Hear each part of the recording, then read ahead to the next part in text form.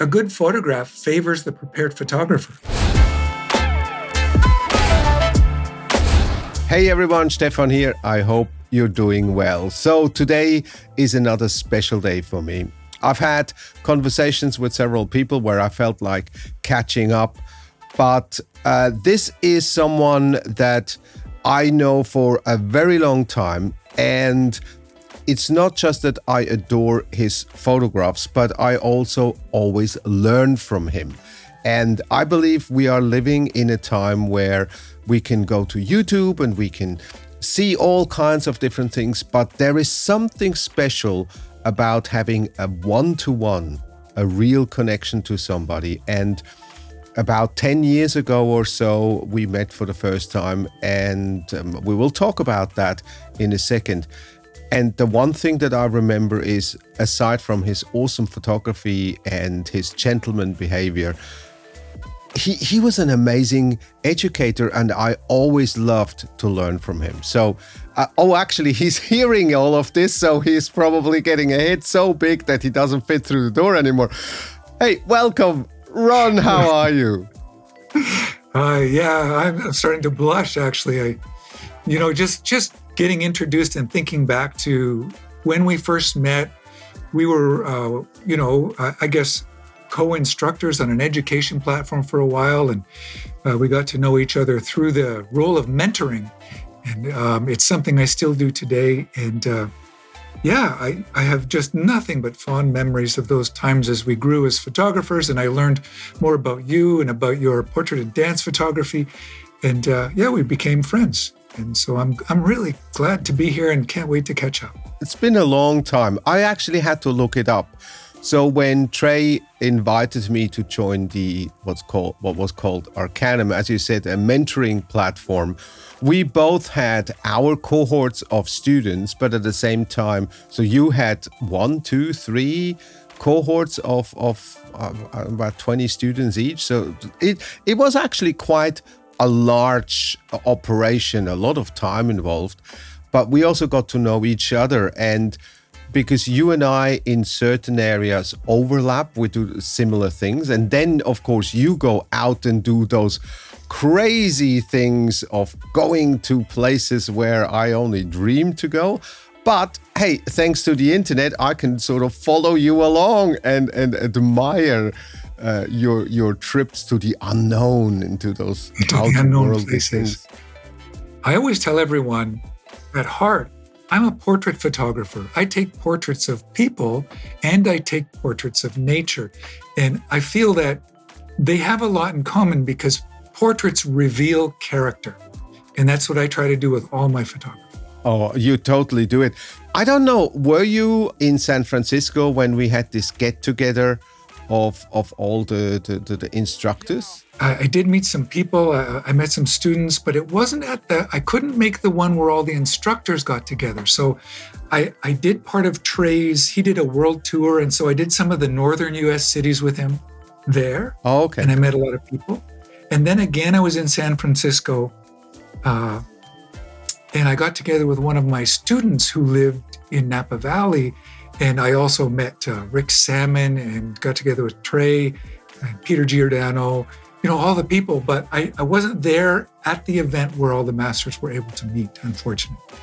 Yeah, that was 2015. I had to look it up. It feels like 100 years ago. The whole Arcanum thing started in 2013, which again, I had to look it up. That's over 10 years ago. It's absolutely incredible. Now, I'm saying this to everybody that is watching this on YouTube.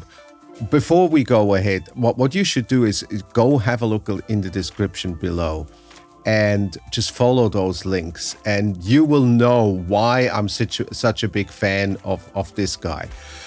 Just look at his photos. There is something I would call magical about what you do. And what you said is something I never thought about it, because I know you from your portrait photography days, studio, etc. But then what always fascinates me is when you go up to the Arctic and on your ships and whoa, it's just wow, it's I don't know how you do it. And we talked back then, and you're like, oh, and then everything is frozen, and you're out there, and do the cameras and do the batteries actually hold up? And you're like, yeah, no problem, it works. You just have to know what you're doing, and so. What got you into this whole thing of freezing your young bum off and explore worlds that the normal people will never see? Yeah, sometimes opportunities become available because of what you know. And sometimes opportunities happen because of who you know. And sometimes opportunities happen by almost chance. And I think my working in the polar regions is a combination of all of those things. My best friend has been working in the polar regions far longer than I am as an artist in residence and had been doing polar trips. Now, he married world-class photographer, Daisy Gilardini, who was setting up a photo symposium program in the Arctic and Antarctica. And through relationships and through my body of work, I already did a lot of landscape work, especially here in Canada, of cold scenes. I think we might get a chance to look at one of those with the pink and the blue and the ice. So that image was more than 10 years ago on a trip to northern Ontario, where I like to spend a lot of time on the shores of Georgian Bay. I believe it was in January, maybe February, around this time of year. And the weather, when I went up, I went to meet another photographer, and we decided to do some winter photography. I love shooting in the snow and the ice in the winter. I had never been to anywhere exotic. I'd barely ever been out of Canada.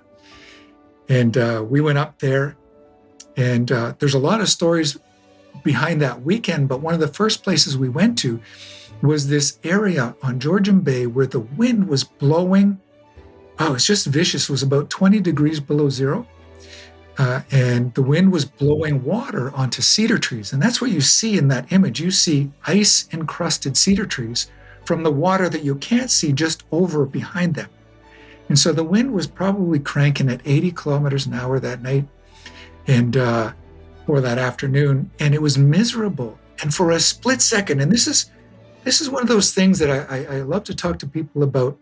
Sometimes getting photographs, good photographs or memorable photographs isn't about as much about the planning. Well, you do want to be in places where there's great scenery.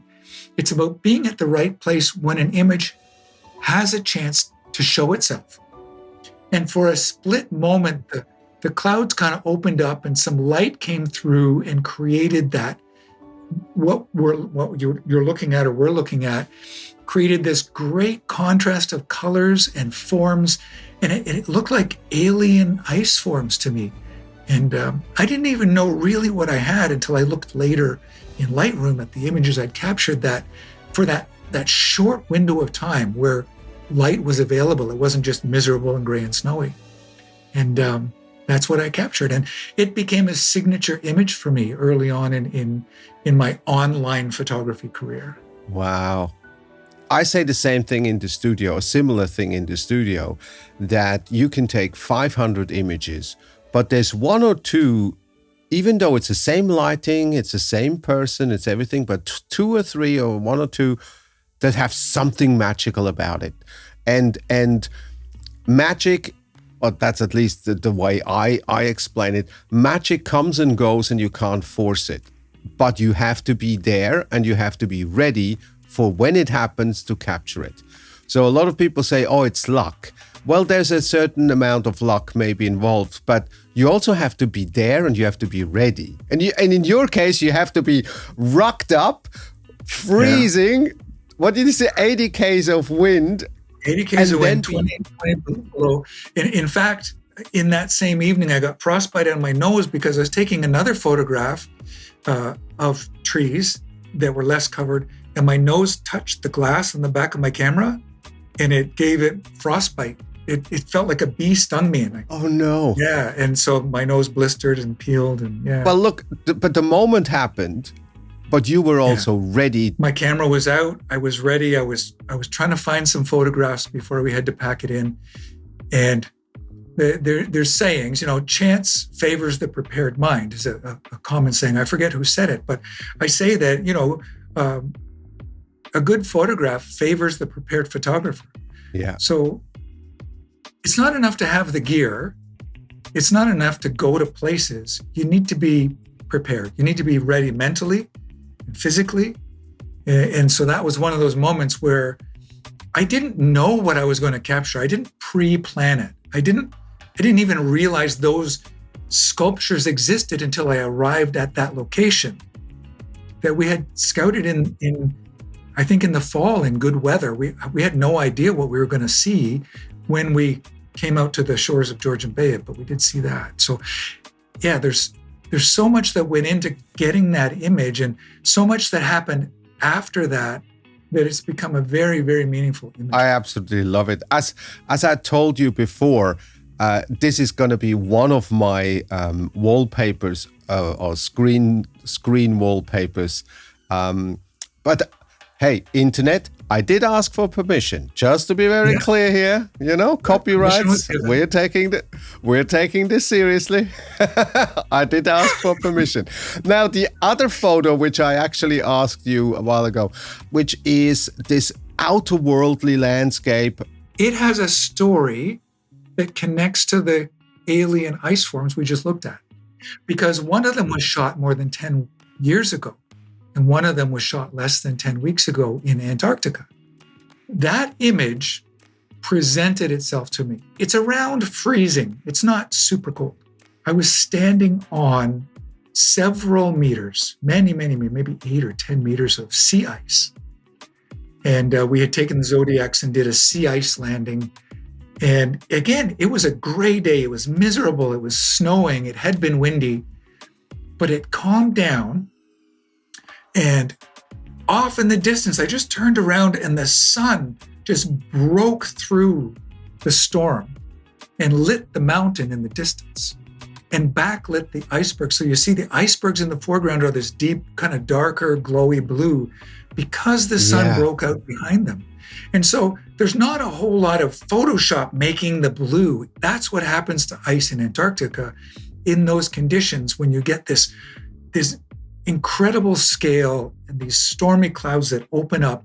And it might have opened up again only for a few minutes. And so here I was with my camera looking for opportunities when the opportunity opened up.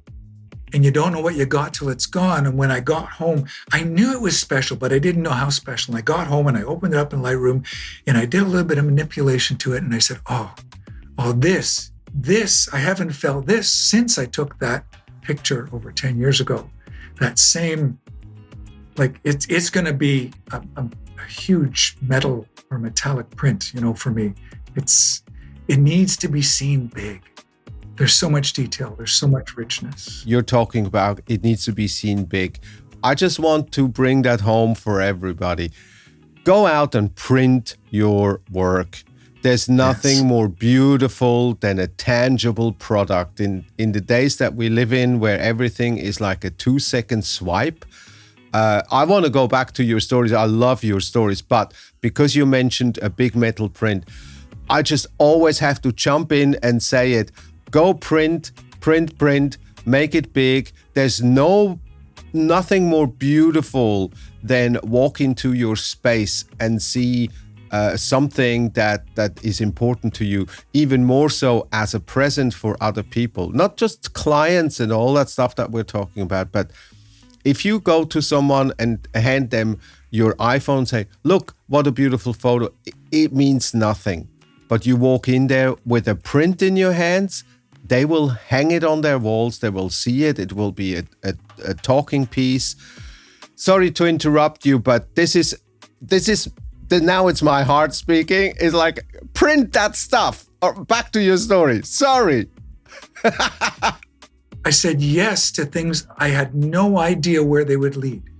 When I said yes, I could join a symposium to teach photography. I had no idea where I would lead. I've been on over 30 polar expeditions now, and I've been able to help people capture images of a lifetime in the most incredible places on Earth because I said yes, and I had to overcome my fear of flying and overcome my fear of travel and overcome several other what would be considered debilitating obstacles to make those things happen. And, as I look back, I've spent this last few weeks in a sense of overwhelm at what this last 10 years has been. I didn't take my first big trip until I was over 50 years old. We're about 50. 2015 was the first time I went to Antarctica. And that would have made me, 64, 51, 49, 51, 2015. Yeah, 51. So I was over 50 when I started the polar work. So I just want to encourage people who are listening to that people think it's too late or I didn't do something. Don't listen to that voice. That voice is a lie. One of the new things I'm doing now, I got home and I decided to start learning Spanish. So I'm going to, 59 years old now, and I'm going to learn Spanish. So. Muy bien. Muy bien. Yeah.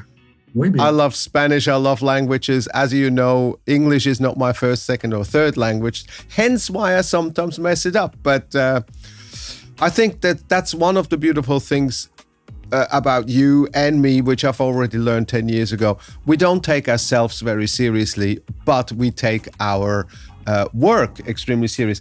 Talking about serious, I was prepared for this conversation. Have a look at this. I'm going to switch. Hey, we have the same haircut. And talking about age. Hey, age is really, as you say, is really not a limit, because I'm nearly 60 and I have so many plans and I'm trying so many new things. The only thing that I will not plan to do is I don't want to become an influencer. I don't play with the social media too much. I know we have to be seen, and I enjoy it as a consumer, because I see what you do, I see what my other friends are doing, and I'm always excited to see something new. But that's the one thing that I will not dive too much into it, is the whole social media. I go back to olden days. If you want to call me old, go for it. I do like these. Film, as example. Film. Oh. A lot of people are still shooting or going back to film. Yeah, I in that case, I show my age. So I love prints. I once in a while, just for myself, not for my clients, once in a while, just get the good old film camera out, put some film in, limit myself to 12 frames. So I have to think before I click. And the other thing, and I want to copy you in that regard, I will not go into the freezing cold. I leave that to you because you take the better pictures anyway. I actually suck at landscapes. That is a badge of honor. I'm terrible at it. But I want to go to places where I don't know what I'm getting. I've done this a few times, mostly now because I live close to Asia. I've been traveling through various Asian countries where I book a ticket to a place where I have no idea what I'm getting, just to get that new feel, that that childlike. I want to see something new, and that's exactly what you're doing in the Arctic now. On your website, because I'm a stalker. On your website, I've seen that you also plan to go to Africa. Is that right? Yeah. So I've left that there to I had COVID change things. So I've been to Africa, and I really, really enjoyed it. I wasn't sure how I would do with the warmer climate and doing things, because all my work has been pretty, cold. And I really enjoyed myself. And so I have a small email list of people that, if they're interested, to get on that email list so that I can begin to plan again, because COVID kiboshed Africa for us the first time, a new trip to Africa, specifically Botswana. One of my co mentors on polar expeditions is Gerhard Guts Swanepoel, who's one of the owners of Pangolin Photo Safaris on the Chobe River. And I am looking forward to returning there, and I'd like to bring some people with me and share that incredible experience. If you then do this, we have to talk. Maybe can I sit in the back of the Jeep so I'm not eaten by lions? Is that an option? All you have to do is sit behind the person in front. You don't have to be the very back. Just make sure you're behind one person. You have to be made for what you're doing out there. I think this is a talent that some people possess and other people don't. I'm unfortunately one of those that don't possess that, but you have it. Yeah, and that also speaks to experience. It's not my first time. And because it's not my first time, I have more situational awareness about what's possible. So again, patience. Patience too. Yeah, there's certainly patience goes a long way. I'll tell people, they say, oh, I wish I could take wildlife pictures like you do. And I say, are you willing to sit for 6 hours, and wait and be cold and be wet? And, oh, no, I couldn't do that. And I said, then you're not going to get those shots. You said that in the first shot with those beautiful purple colors. You said, we were about to go, but I was waiting for the moment. And that to me is crucial. So you didn't just say, okay, well, it's overcast. No, you literally said, I was waiting before we left for the moment to happen. Yeah, you have to be there. You have to. I got a saying, no, I'm going anyway. It sounds minor. I'm going anyway. You have to develop the mindset as a photographer that you're going anyway. Do you know when the best photographs are taken? In transition. When a storm clears or a storm is coming, or when weather comes or when weather's going. If it's raining and you say, I'm staying home because it's raining, then you're pretty much guaranteed you'll never get that amazing dramatic shot because you're not there when the transition happens. And this is the hardest thing about, say, landscape photography, or dramatic landscape photography, is you need to be there when the transition happens. And if you're sitting at home saying, oh, it's raining, there's very little chance you're going to be there when that happens. You just don't know what's around the next corner. And life is kind of like that. I always wax poetic and, get a bit philosophical, but my life is a testament to the fact that amazing things can unfold when you put yourself in a position to allow that to happen. And I can't stress that enough, to live safely. Like my nature, I'm like a hobbit. I can get into a routine and I don't want the adventure. I don't want the fear of new things. I don't want to be uncomfortable. But what I've learned is that when I push past that comfort, when I push past the fear, when I say yes to opportunities that are uncomfortable, that's when things surprise me. The funny thing is, even though I'm mostly in the studio or in theaters and stages, I feel it's in certain ways similar, that I need to allow things to happen. So my general rule is, the moment we have it, we have to continue for at least another half an hour. Yeah. The moment I think I got the shot, I said, now everything is loose. We know we're fine. Let's try this now. And then everybody looks at me and like, you lost your mind. The amount of times that in that playtime it created the image, I would say 8 out of 10 times, the playtime created the better image than the one that we all agreed to produce. But you're not, just to give people not the wrong idea, you shoot in the studio too. You shoot people as well. Photograph people. I photograph people. Yes. That's true. So where is your main love, or is that equal? Is that two children that you both love dearly? Yeah. My life is always this and that. It's here and there. My life is home and away. Like I have a home life and I have an away life. And I have, a shoot. Everything with me seems to be this and that. Like my background, like I have a gray and white. Everything seems to be a bit of a this and that, but it's a mirror. So I mentioned my portraits are a lot like my landscapes. They're about the exploration of character and story.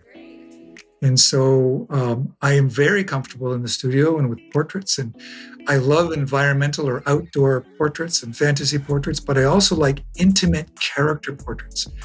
I think as I move toward this chapter of my life, 60s and 70s and beyond, my home, not my away, but my home will probably focus more on the character portrait, the intimate portrait, the portrait that isn't a portrait of what a person looks like, but a portrait of who they are. I think the greatest portrait artists are capable of capturing that. And I'm not there yet.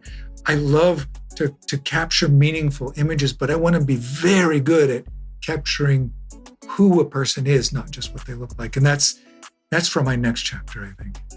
So maybe one of the lessons of life and becoming a photographer is to start to learn to see before we learn to take the picture of it. What do you think? That sounds good, doesn't it? That sounds good. That really sounds good. I